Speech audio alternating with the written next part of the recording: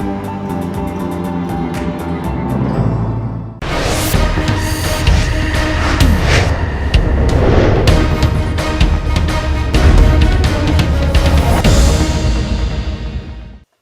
मैं हूं राहुल और आप देख रहे हैं पंजाब केसरी टीवी। संपूर्ण हिमाचल में वक्त तो चला है दिन भर की तमाम बड़ी खबरों से आपको रूबरू करवाने का, लेकिन सबसे पहले एक नजर अब तक के हेडलाइंस पर। एसएफजे की धमकी के बीच रिज पर तिरंगा यात्रा निकालेंगे विक्रमादित्य सिंह। सभी संगठनों से की अपील, कहा राजनीति से ऊपर उठकर तिरंगा यात्रा में ले हिस्सा।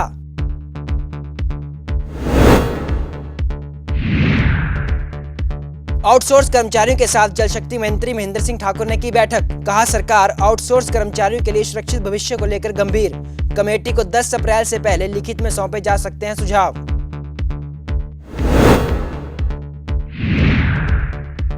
केंद्रीय ट्रेड यूनियंस की विभिन्न मांगों को लेकर आज से 2 दिवसीय राष्ट्रव्यापी हड़ताल। प्रदेश भर में C2 व विभिन्न संगठनों के सैकड़ों कार्यकर्ताओं ने निकाली रैली। केंद्र सरकार के खिलाफ जमकर की नारेबाजी।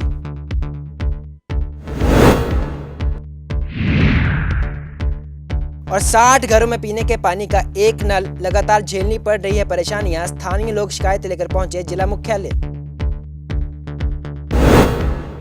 और अब खबरें विस्तार से।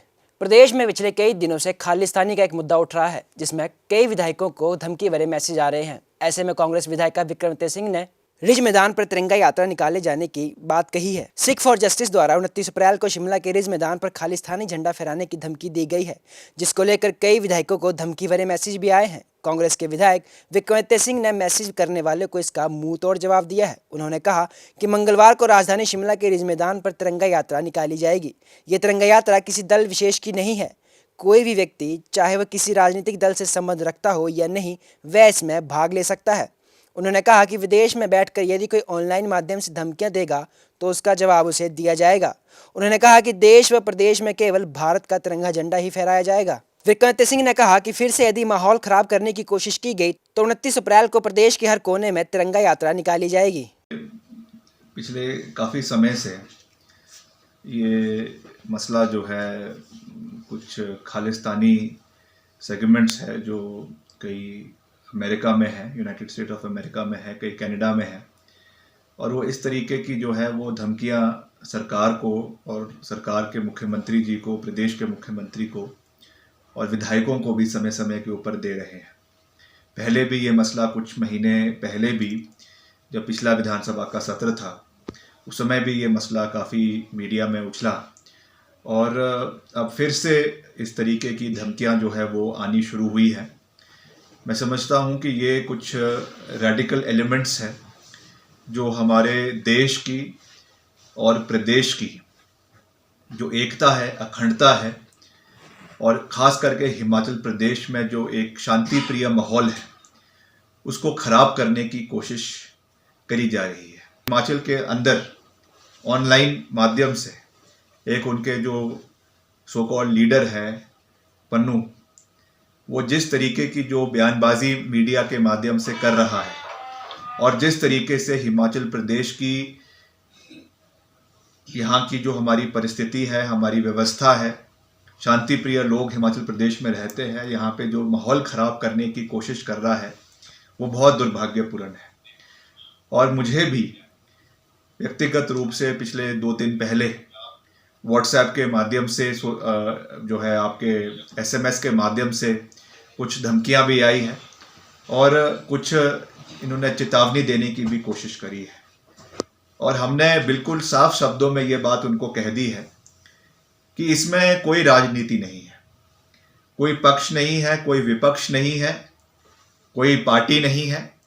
हमारे लिए मात्र और मात्र देश का तिरंगा, देश का सम्मान, देश का स्वाभिमान जो है वो मायने रखता है, और इस पे कोई राजनीति नहीं होगी। जहाँ तक इस मसले की बात है, हम चट्टान की तरह मुख्यमंत्री जी के साथ, सरकार के साथ खड़े हैं, और इस तरीके की कोई भी माहौल हम हिमाचल प्रदेश में पैदा होने नहीं देंगे।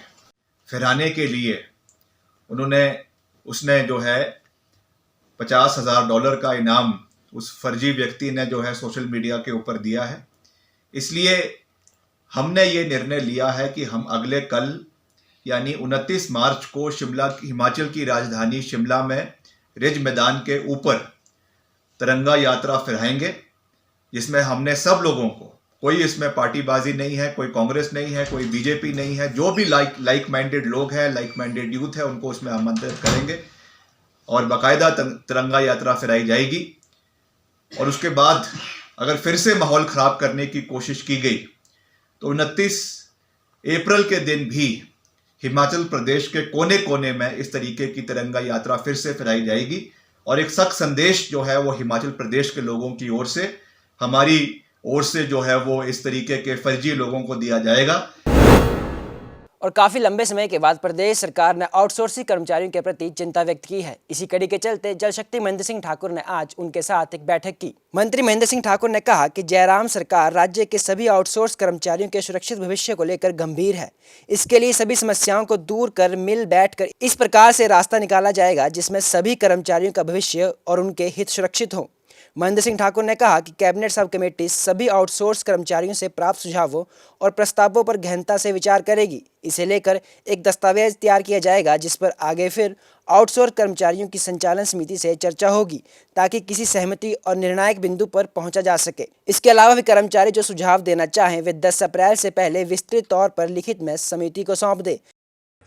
जितने भी हमारे आउटसोर्स महासंघ में कार्यरत हमारे कर्मचारी बच्चे हैं, उनके अलग अलग यूनियंस के, स्टेट लेवल के, जिला स्तर के सभी प्रतिनिधि जो हैं यहाँ पर उपस्थित हुए हैं। बड़ी विस्तार से चर्चा हुई है। विस्तार से चर्चा होने के उपरांत मुझे प्रदेश के मुख्यमंत्री ठाकुर जयराम जी का धन्यवाद करना है। उन्होंने इन बच्चों की दिक्कतों को महसूस करते हुए हिमाचल प्रदेश मंत्रिपरिषद में एक निर्णय लिया कि कैबिनेट सब कमेटी का गठन किया और आज कैबिनेट सब कमेटी और इन सब बच्चों की और इन बच्चों के प्रतिनिधि जो हैं उनके साथ जो चर्चा हुई है, मुझे लगता है कि हमने कुछ इनसे सुझाव मांगे हैं। जो सुझाव 10 अप्रैल से पहले जो है वो मेरे तक पहुंचेंगे। मैंने इनको ये भी कहा कि आप अपनी अब एक स्टेट लेवल की स्टीयरिंग कमेटी बना लो। अब फर्दर जो है उसी स्टीयरिंग कमेटी के साथ जो है कैबिनेट सब कमेटी बैठक किया करेगी और लग रहा है मुझे कि इनका भविष्य और उज्ज्वल होने की तरफ जो है बढ़ रहा है। और आज प्रदेश भर में अपनी मांगों को लेकर सीटू के बैनर तले धरना प्रदर्शन किया गया, जिसमें केंद्र सरकार के खिलाफ जमकर नारेबाजी की गई, जिसमें केंद्र व प्रदेश सरकार की जन विरोधी नीतियों को लेकर प्रदर्शन भी किया गया। धरना प्रदर्शन में लोगों ने भारी संख्या में भाग लिया। प्रदर्शनकारियों का कहना है कि श्रम कानूनों को खत्म करके 4 श्रम कोड को लागू किया गया है। ये श्रमिकों के साथ अन्याय है। सार्वजनिक क्षेत्रों का निजीकरण किया जा रहा है। वहीं लाखों कर्मियों को एनपीएस में धकेला जा रहा है। लाखों कर्मियों को ओपीएस में लाया जाना चाहिए। सरकार आउटसोर्स पर भर्ती कर युवाओं के भविष्य के साथ खिलवाड़ कर रही है। ये खिलवाड़ बंद होना चाहिए। हड़ताल करने का अधिकार, इकट्ठा होने का अधिकार, ये सारे अधिकार छीन लिए सरकार ने। और दूसरा है सबसे बड़ा हमला जो है, भारत सरकार हर क्षेत्र को बेच रही है। पोस्टल के कर्मचारी आए हैं, इसमें मर्जर हो रहा है, इनका डीए फ्रीज कर दिया है। एलआईसी को आपने देखा कि 20% एफडीआई कर दिया, उसको बेचने का पूरा तैयारी है। बैंकों का पूरा निजीकरण का सरकार ने खाका तैयार कर दिया है। आपका रेलवे का पूरा, पहली बार रेलवे कई सालों के बाद हड़ताल पर गया है और प्रदर्शन वगैरह सारे कर रहे हैं। रेलवे का हड़ताल पर जाने का मतलब कि रेल को सरकार बेच रही है। इसलिए जो है आज पूरे देश में कोयला खदानों को, बंदरगाहों को, हवाई अड्डों को, एयर इंडिया तक को बेच दिया सरकार ने। कि जो आपने मनरेगा के बजट में जो है 25,000 करोड़ रुपए को रिड्यूस किया है, उसको जो है बढ़ोतरी करने का जरूरत था और आपने उसको कम किया है। आज रोष है लोगों में। इस रोष के साथ हम सरकार का मुखालफत करते हैं और ये कहने के लिए आए कि अगर आप मजदूर की जो हमारा जो संयुक्त ट्रेड यूनियन बना है, मोर्चा बना है पूरे देश के अंदर, अगर उसके साथ जो है आप सही तरीके से मूड बनाकर बात करने नहीं आते तो यह आंदोलन तीखा होगा। इंडस्ट्री फैक्ट्री के मजदूर हैं या पूरे जो मजदूर हैं उनके लिए 21,000 रुपये वेतन का सवाल है। इन सारे सवालों को लेकर जो है आज हड़ताल हो रही है। हिमाचल के अंदर भी जगह जगह ब्लॉक हेडक्वार्टर्स पर, जिला मुख्यालयों पर, राज्य की राजधानी में भी ये प्रदर्शन हो रहे हैं। अलग अलग जगह पर अलग अलग संख्या है मजदूरों कर्मचारियों की। वो जो है कहीं सैकड़ों में, कहीं हज़ारों में। जो औद्योगिक क्षेत्र है बद्दी बरोटी वाला, नालागढ़ का, कांगड़ा का, ऊना का, सिरमौर का, वहाँ पर हड़ताल चल रही है और लगभग 2 लाख से ज़्यादा मजदूर और कर्मचारी जो है आज हड़ताल पर रहेंगे। ये हड़ताल है, कल भी ये हड़ताल जो पूरे प्रदेश में चलेगी, तो उसकी तैयारी भी चल रही है। आज की हड़ताल के बाद जो है एक और अच्छे तरीके से जो है उसको, इस हड़ताल को और ज़्यादा बड़ा जो है कल के अंदर हम ले जाएंगे और जो पूरे कर्मचारी और मजदूर हैं उनसे अपील करेंगे कि कल की हड़ताल में वो शामिल हों। और बिलासपुर के सदर विधायक सुभाष ठाकुर ने इलेक्ट्रिक बस सेवा को हरी झंडी दिखाकर रवाना किया। इस बस से लोगों को काफी सुविधा मिलेगी। 25 सीटर ये बस अड्डा बिलासपुर से कोठीपुरा स्थित एम्स के लिए सुबह 7:15 पर प्रस्थान करेगी तथा एक दिन में 6 बार आवाजाही करेगी। इस अवसर पर सुभाष ठाकुर ने कहा कि प्रदेश सरकार राज्य में स्वास्थ्य सुविधाओं को सुदृढ़ करने के लिए तैयार है तथा इस दिशा में मुख्यमंत्री जयराम ठाकुर के नेतृत्व में सफल कार्य किया जा रहा है। उन्होंने कहा कि भाजपा के राष्ट्रीय अध्यक्ष JP नड्डा तथा केंद्रीय युवा सेवाएं, खेल, सूचना एवं प्रसारण मंत्री अनुराग ठाकुर के प्रयासों से एम्स के निर्माण कार्य को रिकॉर्ड समय में पूरा किया जा रहा है। उन्होंने कहा कि बिलासपुर में एम्स के निर्माण से जहां प्रदेश के लोगों को व्यापक लाभ होगा, तो वहीं पड़ोसी राज्य के लोग भी इसका लाभ उठा सकेंगे। पहली इलेक्ट्रिक बस है जो हमारे HRTC बिलासपुर डिपो के बेड़े में जुड़ेगी। इसके लिए मैं ट्रांसपोर्ट वालों को भी बधाई देता हूं और हिमाचल प्रदेश की सरकार का माननीय मुख्यमंत्री का धन्यवाद करना चाहता हूं कि यह बिलासपुर के लिए एक बहुत बड़ी लोगों के लिए एक सुविधा भी होगी और यह पोल्यूशन फ्री होगी। यह यहाँ से बस स्टैंड से 7:15 बजे चलेगी और यह कोठीपुरा जो हमारा एम्स है वहाँ पर जाने वाले जो लोग हैं स्वास्थ्य लाभ के लिए और उनके तामीरदार, उनके लिए यह यहाँ से बहुत बड़ी एक सुविधा होगी और यह 7:15 बजे यहाँ से चलेगी और दिन भर इसके 6 ट्रिप्स हैं और यह पूरा दिन लोगों को सुविधा भी देगी।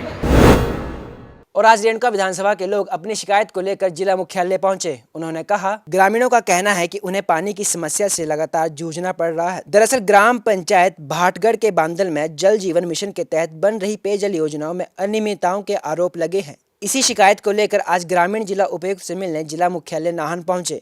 ग्रामीणों का कहना है कि इस गांव में 60 घर हैं और एकमात्र नल से सभी घरों के लोगों को पानी भरना पड़ता है और अक्सर यहां के लोगों को पानी की समस्या से जूझना पड़ता है। वहीं संबंधित विभाग और ठेकेदार लोगों की बात सुनने को तैयार नहीं है और मनमाने तरीके से यहां ठेकेदार द्वारा कार्य को अंजाम दिया जा रहा है, जिससे लोगों को कई तरह की समस्याओं का सामना करना पड़ रहा है। हमारे गाँव में, हम बंदल गांव के रहने वाले हैं, पंचायत हमारी भाटगढ़ पड़ती है। हमारे गांव में 60 से ऊपर घर है, जो एक इकट्ठे घर है, हमारे करीब 60 घर हैं। हमारे गांव में केवल एक नलका है, उसमें भी प्रॉपर रूप से पानी नहीं आता। जितने बार 2 या 3 बार वहां पर पानी की लाइन बिछी है, करीब मुझे इतना अभी आइडिया नहीं है, 10 या 12 साल पहले एक लिफ्ट द्वारा पानी आया था वहाँ हमारे गाँव के लिए, लेकिन लाइन बिछ गई, पानी हमने उस लाइन में देखा नहीं। हमने उस विषय में डिपार्टमेंट से भी बात की। डिपार्टमेंट ने बोला कोई बात नहीं, पता करेंगे। पता करने 15 साल लगभग हो चुके हैं, उस लाइन में पानी नहीं, लाइन वो बिखर कर टूट चुकी है, लाइन वो ख़त्म हो चुकी है। उसके बाद ही पंचायत ने भी 1 या 2 बार लाइनें बिछाई, 6 महीने के बाद वो लाइन डैमेज हो जाती है। अब जल जीवन मिशन जो सरकार ने चलाया है, उस योजना के तहत हमारे गाँव में जो पेयजल योजना का प्रावधान किया जा रहा है, वो कार्य लगभग 90% जो है ना, बिल्कुल डैमेज लाइन या टैंक जो भी है वो गलत बन रहा है। संपूर्ण हिमाचल में आज के लिए फिलहाल इतना ही। मुझे दीजिए इजाज़त। नमस्कार।